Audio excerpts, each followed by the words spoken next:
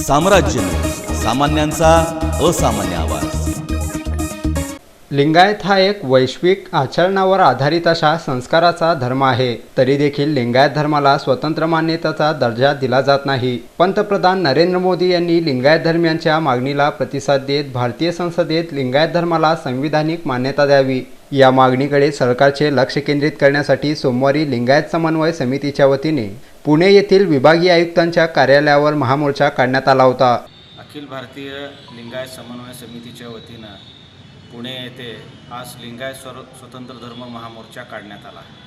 या मोर्चास 50हून अधिक जगद्गुरू तसेच धर्मगुरू उपस्थित होते।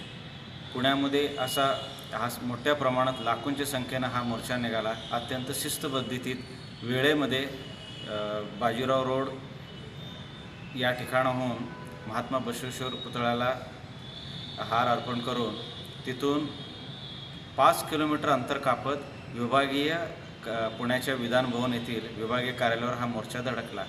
मोर्चा पोचल्यानंतरनं त्या ठिकाणी पुण्याचे ॲडिशनल कलेक्टर साळुंके साहेब स्वतः मोर्चामध्ये येऊन जगद्गुरूंच्या हस्ते त्यांनी निवेदन स्वीकारलं। ही पहिल्यांदाच अशी घटना झालेली आहे की कलेक्टर डेप्युटी डायरेक्टरचा माणूस हा मोर्चामध्ये येऊन निवेदन घेतलं।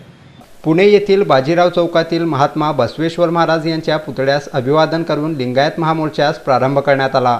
महामोर्चात लिंगायत समन्वय समितीचे जगद्गुरू श्री गंगामाता बसवराज मृत्युंजय स्वामी, अविनाश भोसीकर, विजयकुमार हत्तुरे, चन्न बसवानंद महास्वामी, अक्का अन्नपूर्णा आदींसह राज्यभरातील लिंगायत समाज बांधव मोठ्या संख्येने पुण्याच्या महामोर्चात आपला सहभाग नोंदविला होता। हजारोंच्या संख्येने सहभागी झालेल्या मोर्चेकऱ्यांनी पुणेकरास कोणताही वाहतुकीचा अडथळा न होता आपला महामोर्चा यशस्वीरित्या पार पाडला।